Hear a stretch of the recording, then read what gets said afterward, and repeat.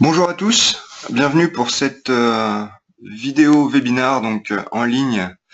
Je me présente, Nicolas Viken, donc technicien avant-vente chez Autodesk, et c'est donc moi aujourd'hui qui va vous faire la présentation du sujet en question, c'est-à-dire le téléchargement de la version d'essai de Power 1000 et donc l'utilisation de Power 1000.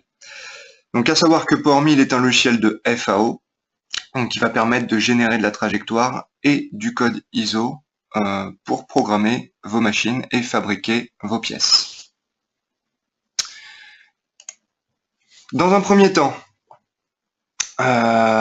pour télécharger cette version, vous avez tout simplement à vous rendre sur le site Power 1000 à l'adresse que vous voyez tous à l'écran, donc le site Autodesk dans la rubrique Produits. Sur Power 1000, vous avez directement le téléchargement de la version d'évaluation gratuite donc de Power 1000, utilisable, je vous le détaille, pendant 30 jours.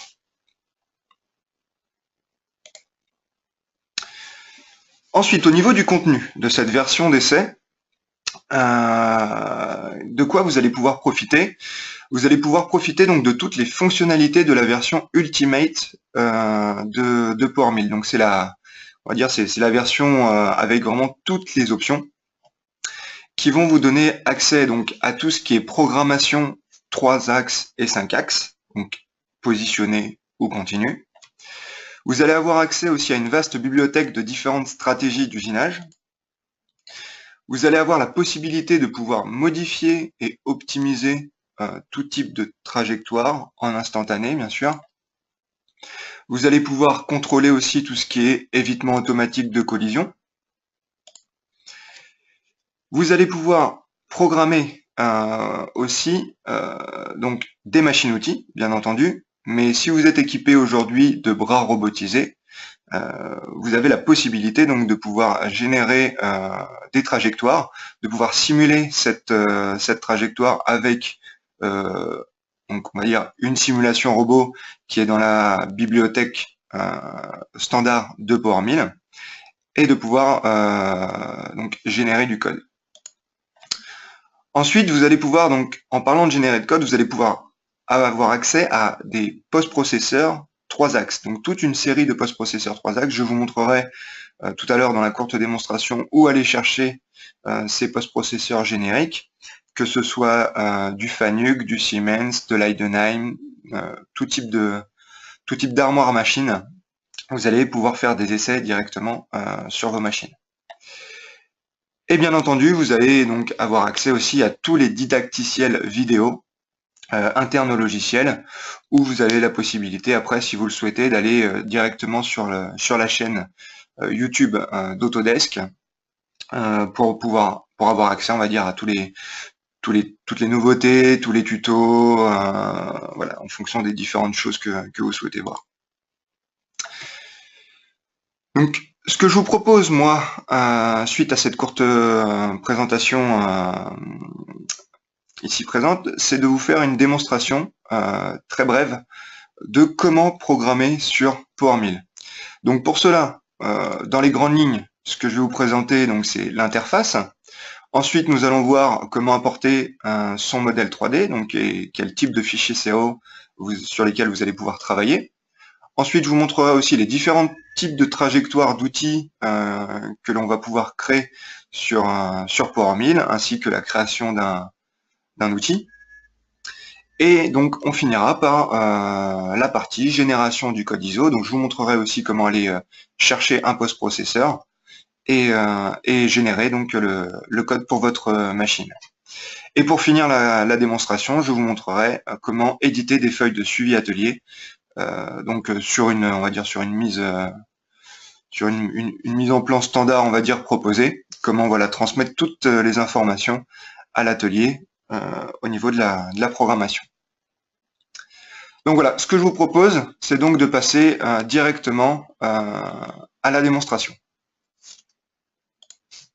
Nous voici donc dans l'interface Power 1000 2018. Donc très brièvement, pour vous faire le tour de l'interface, vous voyez qu'on est sur une interface donc très épurée. Vous avez donc la zone graphique la plus grande possible pour faire évoluer donc votre modèle à l'écran, votre cerveau, visualiser vos trajectoires et votre simulation d'usinage. Vous allez avoir donc votre arborescence sur la gauche, où vous allez capitaliser tous les éléments que vous allez importer et créer sur Power 1000, tels les modèles, les origines d'usinage, les parcours outils ou même les outils. Sur votre droite, vous allez avoir une barre de gestion des vues et des différents ombrages à activer, différentes méthodes de sélection aussi. Vous allez avoir un View Cube qui va vous permettre ici de naviguer très facilement entre les différentes vues. Et pour finir, vous allez avoir donc ici une typologie d'interface, on va dire typée onglet ruban, où vous allez avoir donc différents onglets qui vous vont proposer donc toute une série de fonctions en fonction de la catégorie choisie. D'accord. Donc là vous avez une catégorie Home qui regroupe globalement d'un point de vue général différentes fonctions. Après vous pouvez vous focaliser si vous voulez sur les parcours outils, sur les créations d'origine, sur la partie simulation. Donc voilà, vous avez juste à choisir le type d'onglet et vous avez donc les différentes fonctions. Donc pour commencer, ce qu'il va falloir faire, c'est aller importer donc son modèle 3D. Donc pour cela, on va aller dans Fichier, ici, Importer, modèle CO. Donc à ce niveau-là, on va venir donc chercher notre modèle. Et comme vous pouvez le constater, on va pouvoir donc, et vous allez pouvoir surtout, importer tout type de modèle, neutre ou natif, à ce niveau-là. Donc ici, vous pouvez voir tous les types de formats CAO que vous pouvez importer. On va ici importer un fichier STEP.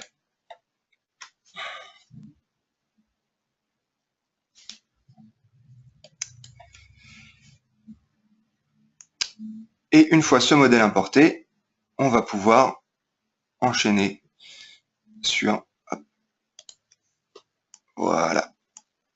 Donc ici, on va partir sur un modèle voilà, où vous allez avoir et des formes 2D et des formes 3D, donc qui nous permettra vraiment de faire le tour de toutes les stratégies et de la mise en place sur Power 1000.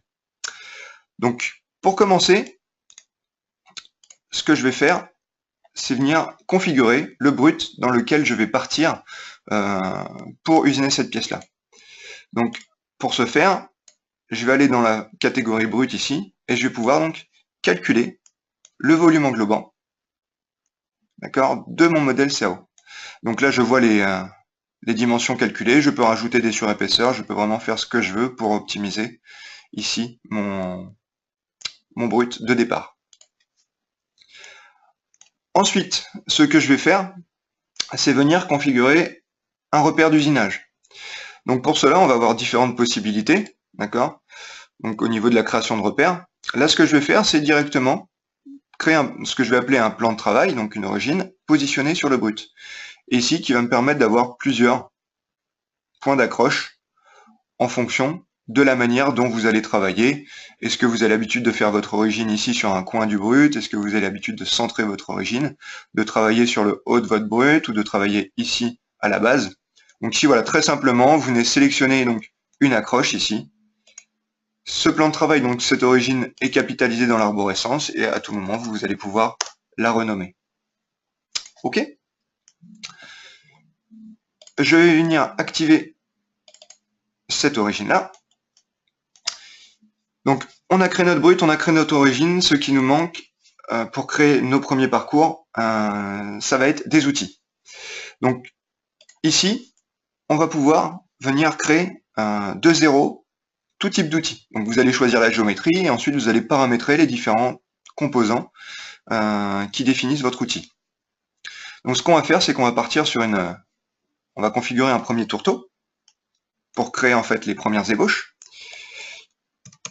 On va configurer donc ici la partie coupante, ce qu'on va appeler ici pointe de l'outil, avec ici la hauteur de coupe, le diamètre, un rayon si je le souhaite.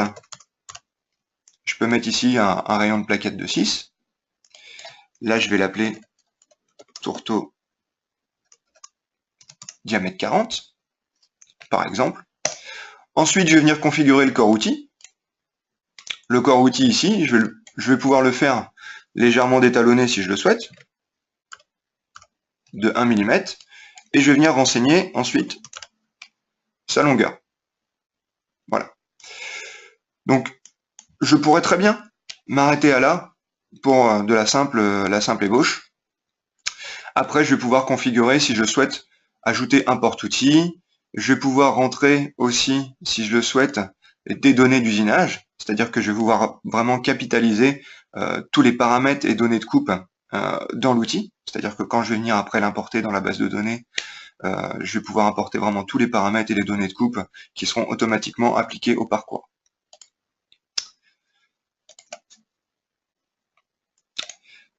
Ok, donc là, j'ai créé le premier tourteau, diamètre 40. Donc, on a vu la possibilité de venir créer un outil.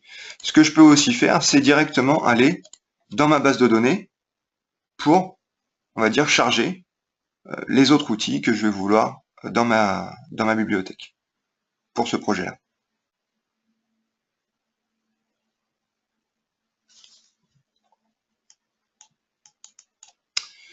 Donc ici, par exemple, voilà, je vais avoir ma base de données, je vais pouvoir appliquer des filtres de recherche, par exemple ici pour toutes les phrases historiques.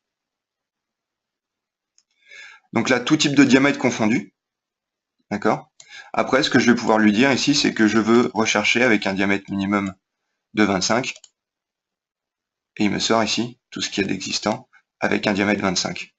Et donc là, on peut voir que je peux venir déjà enregistrer et configurer tout un assemblage complet. Je viens créer mon outil ici. Et il vient directement se charger dans l'arborescence.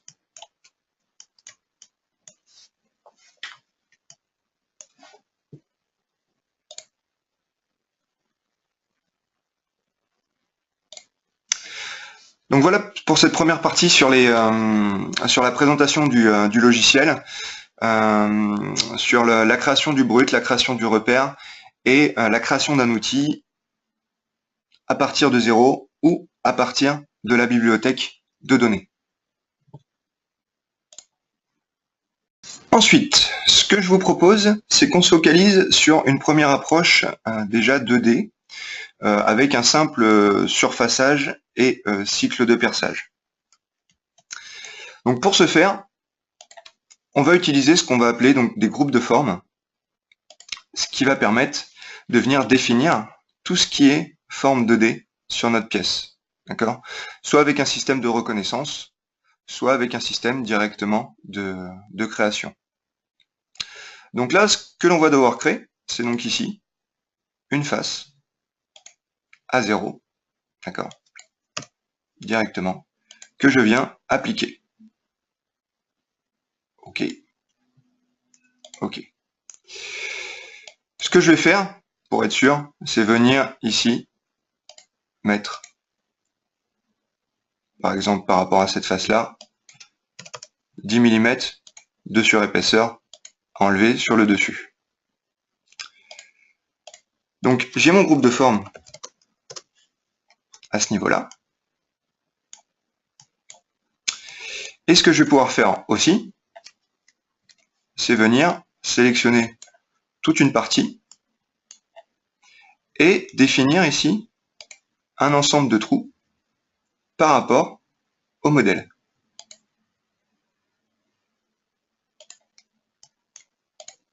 Et donc là, je viens automatiquement extraire toutes mes formes.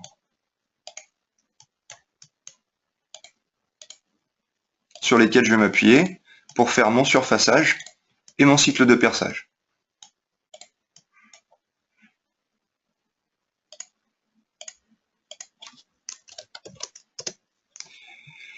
Donc ensuite, si je développe, je vais avoir toutes les notions ici, diamètre 12. Donc comme ça, j'ai directement le renseignement. Et ensuite, pour venir appliquer des stratégies d'usinage, je vais tout simplement venir donc dans Parcours outils, usinage de forme, surfaçage. OK.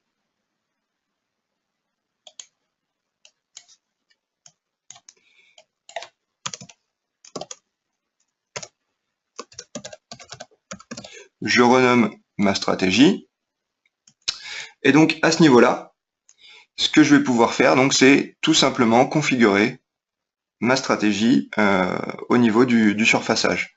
Donc lui dire que j'ai une profondeur de matière ici de 10 mm, que je vais vouloir prendre donc une profondeur de passe de 3 mm, un incrément ici de 20 mm en radial. Je peux garder donc ici ma tolérance à 1/10 pour de l'ébauche, ça suffit amplement. Et ensuite, je vais pouvoir aller un peu plus bas sur des sous-catégories et lui dire que par exemple, je veux une finition du fond ici en laissant 5/10 de surépaisseur par rapport à la passe finale. Et comment je vais surfacer? Après, je vais pouvoir optimiser donc mon balayage. Donc, c'est-à-dire que ici, je vais très bien pouvoir lui dire de faire du bidirectionnel et par exemple de lui mettre un angle à 45 degrés. Ensuite, je vais pouvoir aller aussi plus loin et toujours dans une seule et même fenêtre, aller configurer ici tout ce qui est approche et liaison. C'est-à-dire que je vais pouvoir lui dire que je veux configurer un engagement, donc pourquoi pas un mouvement étendu pour correctement sortir du brut de 20 mm. Mouvement d'engagement que je vais vouloir ici copier vers les dégagements, d'accord? Plutôt que de faire deux fois la même manipulation, je viens copier les données. Et ensuite ici, configurer mes liaisons, donc les mouvements hors matière entre chaque passe. Et lui dire que ici, je vais pouvoir configurer, donc non pas un rase-motte, mais des arcs de cercle, avec une contrainte de distance ici, si je le souhaite, de 50 mm. C'est-à-dire que tous les mouvements qui seront hors matière de 50 mm se feront en arc de cercle. Tous les mouvements hors matière qui seront supérieurs à cette distance-là se feront en hauteur de rase-motte. Une fois que tout est calculé, enfin une fois que tout est configuré, je peux lancer le calcul. Hop.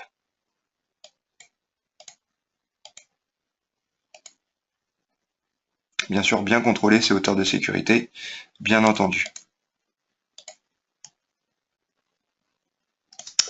Et voici ma trajectoire.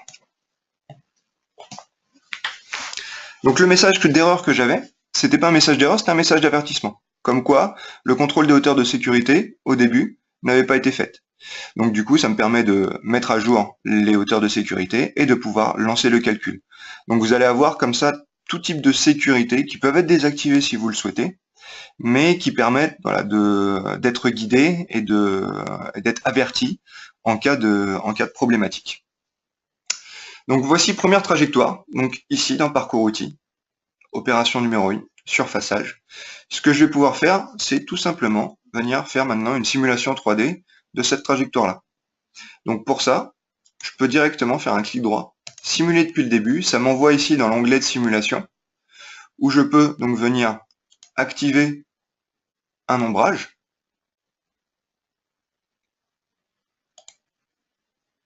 direction fixe, avec des couleurs, et lancer donc la simulation.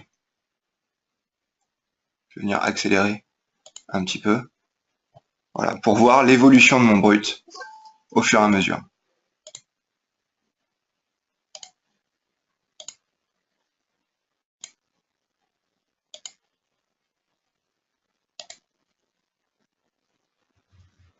Donc voilà, ça vous permet de voir évoluer votre brut en simulation 3D, enlèvement copeaux, avec des, on va dire, des couleurs appliquées par outil. On le verra plus précisément lorsqu'on fera sur de l'ébauche et de la finition sur la partie 3D.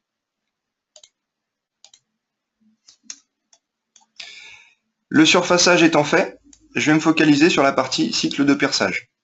Donc, je reviens ici dans Parcours outils.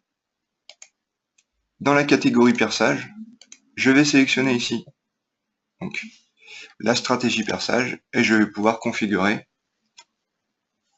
comme je souhaite les différents perçages ici. Donc, pour savoir les différents perçages, je vois que j'ai des diamètres 12 sélectionnés. Donc je peux venir, il va y avoir une reconnaissance qui va être faite par diamètre, par profondeur, par type de trou, pour faciliter la sélection. Ce qui va me permettre très rapidement de venir créer un forêt, ou de venir en chercher un dans ma bibliothèque.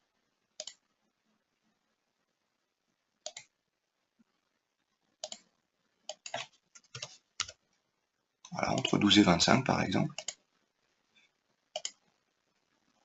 Là, j'ai une base de forêt de 14 que je vais pouvoir modifier, créer les outils. Je vais l'appeler forêt de 12, et puis après, je vais venir donc l'éditer. Voilà, j'ai juste à changer ici les dimensions du corps outil. Donc, je vais enlever et rajouter un 12 diamètre 40. Et voilà. Donc, tout est sélectionné. Là, ce que je peux faire, c'est régler la garde, régler quel type de trou, quel type de perçage, briscoe, tout ça, et je lance le calcul.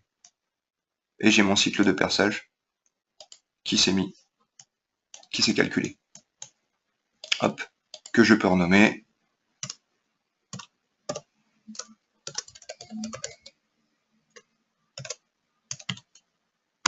Perçage diamètre 12.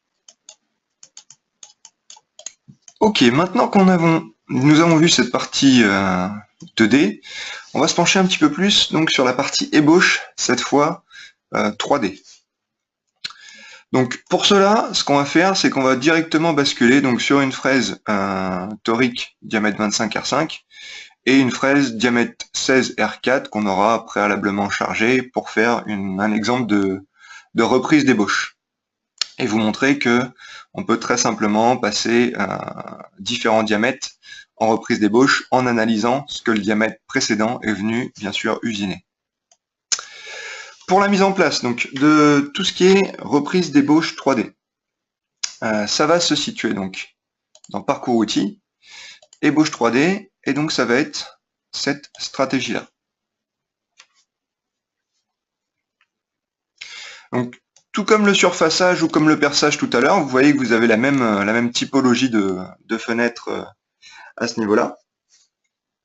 Donc là, pour ce faire, ce qu'on va mettre ici, c'est choisir le style. Donc vous avez ici plusieurs styles d'ébauche 3D que vous allez venir choisir en fonction du type d'outil que vous allez utiliser, du type de matière aussi que vous allez usiner. Donc vous voyez qu'à chaque fois, le petit schéma se met à jour en fonction du style choisi. On va laisser une tolérance identique au surfaçage tout à l'heure. Là, on peut se mettre une surépaisseur 3D ici de 5 dixièmes. On va se régler un incrément de 10, un AP de 3 comme tout à l'heure. On va lui dire aussi de se limiter ici, faire une limite en Z maxi à 0. D'accord? Exactement cette dimension-là, on va pouvoir venir ajuster celle-ci. Et ce qu'on va devoir faire aussi, c'est configurer cette fois en engagement, non pas un mouvement étendu, d'accord, ici, mais une rampe. Donc, pour rentrer directement en rampe dans les endroits les plus fermés, que je peux mettre, voilà, 3 degrés, je le souhaite accepter, et je lance le calcul.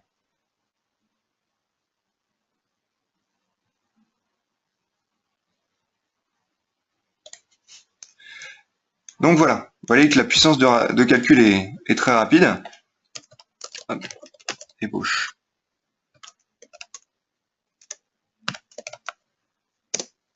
Ébauche 3D. Ici, donc, il est venu analyser donc la partie brute, la partie pièce finie, pour venir répartir toute une série de tranches en Z pour venir ébaucher sa pièce. Là, si par exemple, je ne veux pas venir usiner pour l'instant ces deux épaulements-là, je veux me concentrer uniquement sur la forme. J'aurais pu me créer un filaire de délimitation, mais ce que je veux vous montrer aussi, c'est la possibilité de pouvoir aller ici dans édition de parcours outils et de pouvoir tout simplement venir sélectionner ces segments-là, ces segments ici, et de venir supprimer tout simplement la sélection. D'accord, de faire ce type d'optimisation en instantané. Donc ensuite, je peux retourner sur mon simulateur, réactiver ici l'image, à vitesse maximum, passer donc le surfaçage. Okay.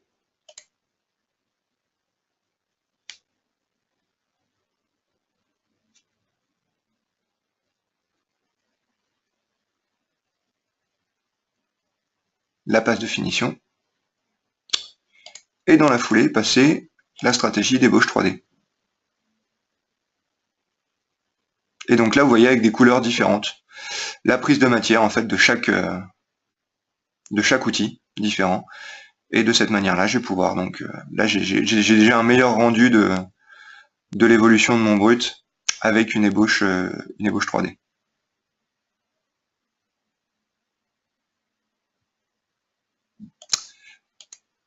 Ok. Donc ça, c'était pour l'ébauche.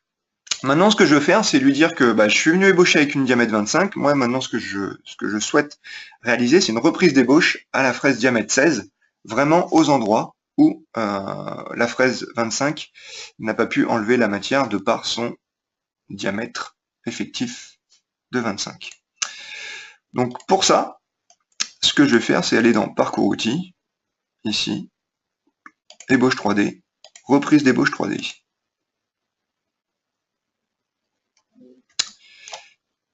Opération 4, reprise, ébauche 3D. Donc là, ce que je vais faire, c'est sélectionner l'outil diamètre 16, toujours limité à 0. Là, ce que je vais faire, c'est laisser la même sur épaisseur, réduire à 5 la E et à 2 la P. Et par contre, ce que je vais devoir faire, c'est lui renseigner un parcours outil précédent, donc l'ébauche de 3 ici.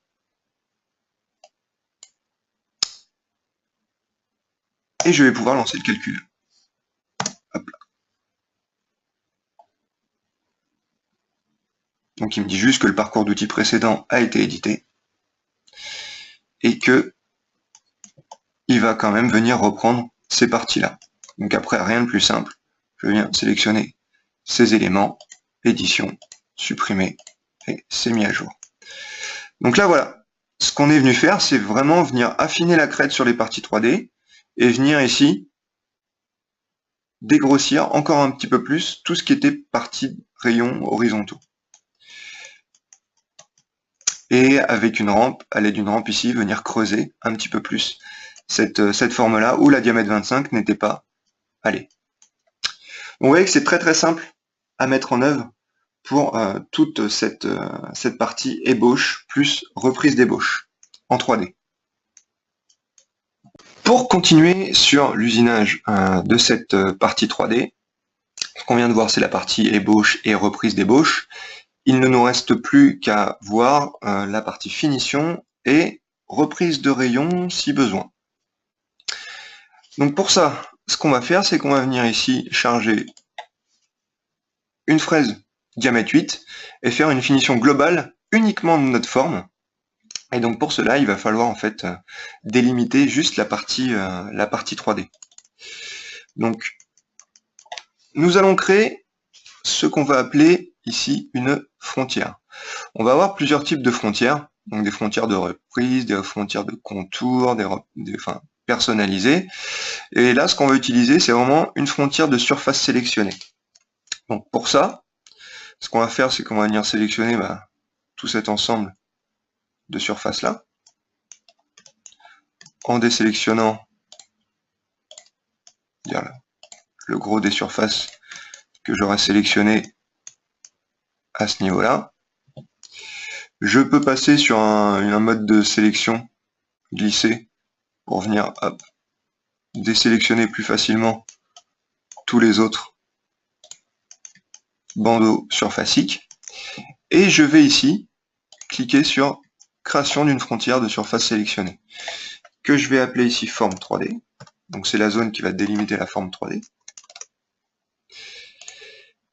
Et ici, ce que je vais faire, c'est que je vais pouvoir utiliser une géométrie d'outil. Donc, si je clique ici sur appliquer, donc bien sûr, je vais lui dire de correctement déborder, et je vais avoir le décalage en automatique de ma frontière 3D pour que cette fraise-là, cette géométrie de fraise, vienne usiner correctement toute cette zone 3D. Donc c'est pas simplement en fait l'arête, les bords de surface sélectionnés que je vais récupérer, mais je tiens bien compte d'une géométrie d'outil supplémentaire. Une fois cette frontière donc créée et renseignée à ce niveau-là, je vais pouvoir retourner donc ici, créer un parcours d'outils cette fois de finition. Et là, ce que je vais vous montrer, c'est une stratégie un petit peu de 2 en 1. C'est ce qu'on va appeler ici le Z constant intercalé, qui va permettre de finir tout ce qui est partie pentue et partie plane. Donc pour de la finition de forme gauche, c'est vraiment une stratégie de finition qui est beaucoup utilisée.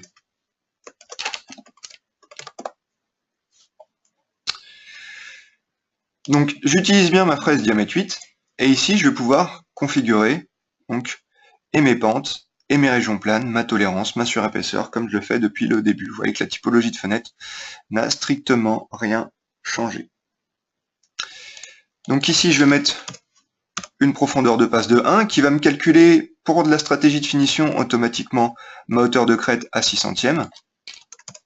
Je vais mettre 1 aussi pour la partie ici région plane.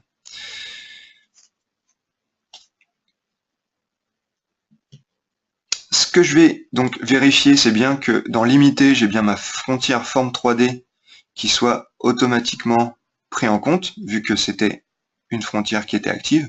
Je peux décocher ma limite ici à 0. Et je viens lancer le calcul. Hop là.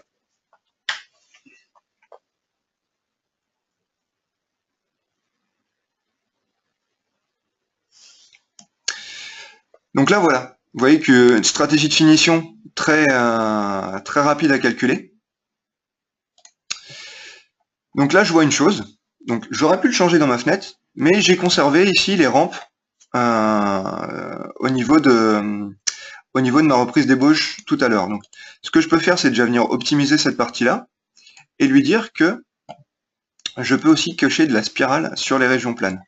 Donc je vais déjà avoir beaucoup moins de remontée au niveau des régions planes. Voilà, j'ai déjà plus de rampe à fait à ce niveau-là. Et après, je vais pouvoir optimiser en fait mes entrées, mes entrées-sorties. Donc, je peux aller dans édition de parcours, connexion de parcours outils. Et là, je vais retrouver le même menu que j'avais tout à l'heure dans ma fenêtre de stratégie et lui dire que cette fois, je veux utiliser des arcs normales surface avec un angle de 90 et un rayon de 3 mm par exemple. La même chose pour les dégagements, j'applique. Et vous voyez donc, j'enlève le mouvement étendu, que tout se met en fait à jour à chaque fois. Et là, je vais avoir ici des engagements qui vont être beaucoup plus propres et qui vont correspondre en fait à une stratégie de finition. Donc voilà. Pour l'application de stratégie de finition, l'optimisation des entrées-sorties par rapport à ce type de stratégie. Donc là, suite au passage de la diamètre 8, je vais me rendre compte qu'en fait j'ai encore des zones, des rayons à venir chercher. Donc pour ça, je vais venir charger ici une fraise diamètre 4 et je vais pouvoir ici créer une stratégie. Dans la stratégie de finition, une stratégie de reprise de finition de coin. Donc tout à l'heure j'avais une crête de 6 centièmes que je vais conserver pour cette finition, cette reprise de finition juste pour les rayons. Et je vais donc choisir la fraise diamètre 4. Par contre, il faut que je lui dise ici dans la détection d'angle que l'outil de référence précédent, c'était une fraise diamètre 8 à ce niveau-là. Je veux toujours calculer uniquement dans ma zone 3D. Et là, je vais l'appeler donc 6 reprises des rayons. Et je lance le calcul. OK.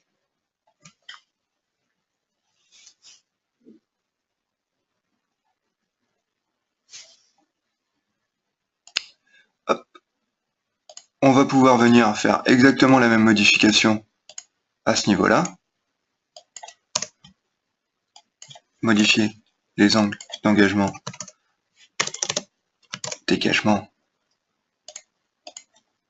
pour ce type de reprise. Et même ici, plutôt que de faire du Rasmot, venir ici, mettre des liaisons.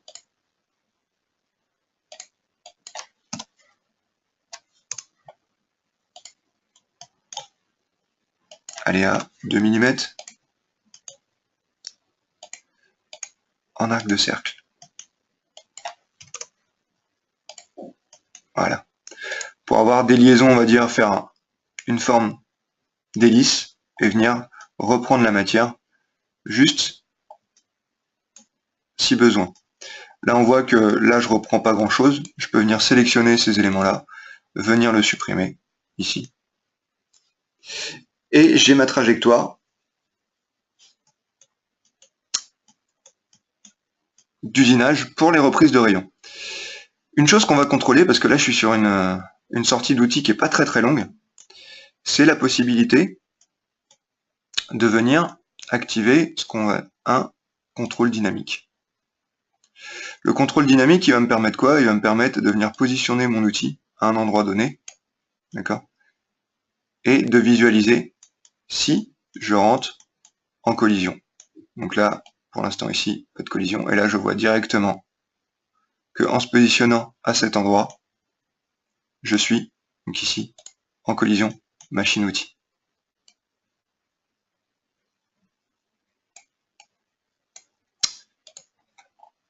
Donc, ce que je vais devoir faire, c'est faire une vérification du parcours outil. Pour ça,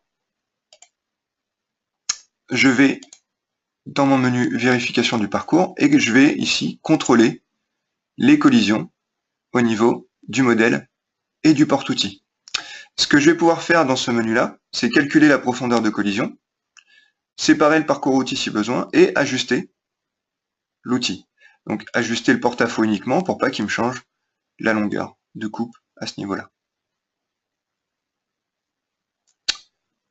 Toujours créer un nouvel outil supplémentaire et j'applique.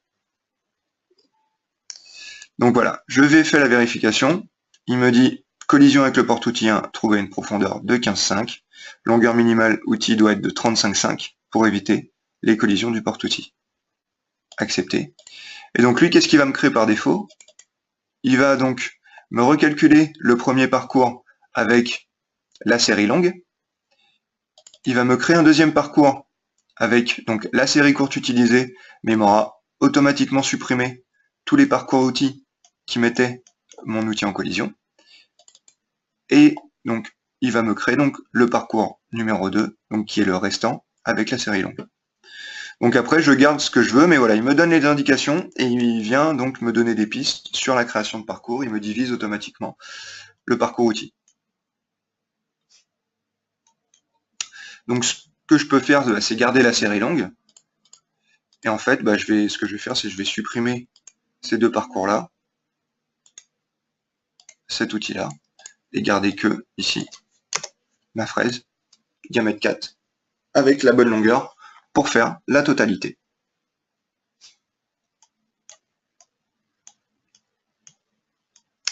Donc voilà, ce que vous venez de voir là pour l'instant, c'est donc la partie ébauche 3D, reprise d'ébauche, finition, la création d'une frontière pour délimiter une zone d'usinage, donc calcul d'une finition dans cette zone-là, et venir faire une reprise de rayon locale d'un diamètre par rapport à un autre.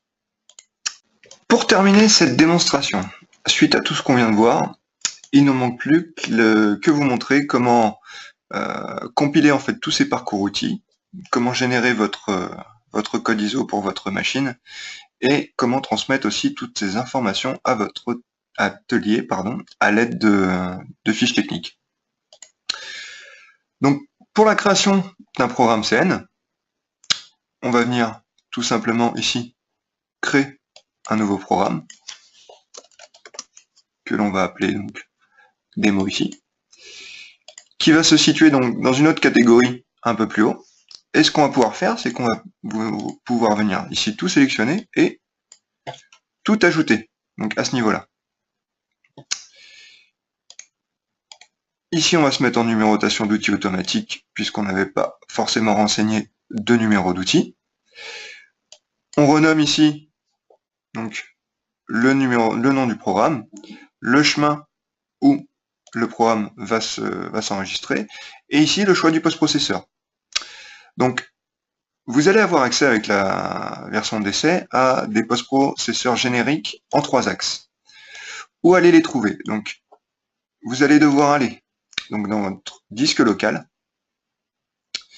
Ici, dans les utilisateurs, vous allez aller dans Public, et dans les documents publics, vous allez avoir un dossier Autodesk, et dans ce dossier Autodesk, vous allez avoir un dossier Manufacturing Post-Processor Utility 2018, dans lequel vous allez avoir un dossier générique, et dans ce dossier générique, vous allez retrouver tout type de post-pro, avec différentes armoires.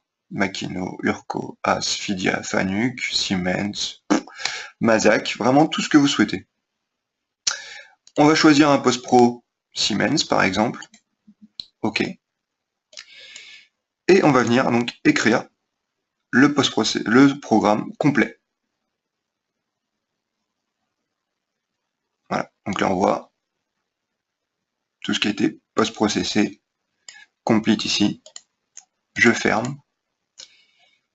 Je vais venir donc sur mon bureau, dans mon projet.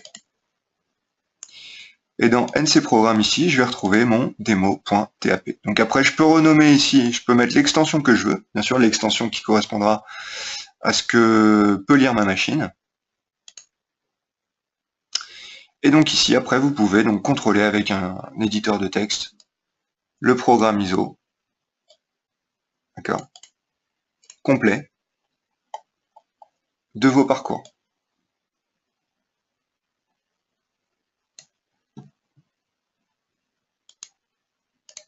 Donc voilà, c'est aussi simple que ça. Et donc ensuite, je vais pouvoir donc vous générer donc ici une feuille d'organisation, un aperçu pour la totalité de la gamme. Donc voilà, vous pouvez avoir donc un tableau qui va venir donc lister les différents parcours, donc le nom du programme bien sûr, les différents parcours, les outils utilisés, les longueurs outils, les informations au niveau de l'usinage, les surépaisseurs, les avancées vitesse qu'on aura configurées et aussi une estimation du temps d'usinage. Donc à savoir que tout ça est totalement personnalisable. Il suffit que voilà, si vous souhaitez utiliser PowerMill après régulièrement, on va pouvoir venir vous faire un document vraiment pile poil ce que vous souhaitez d'un point de vue mise en page.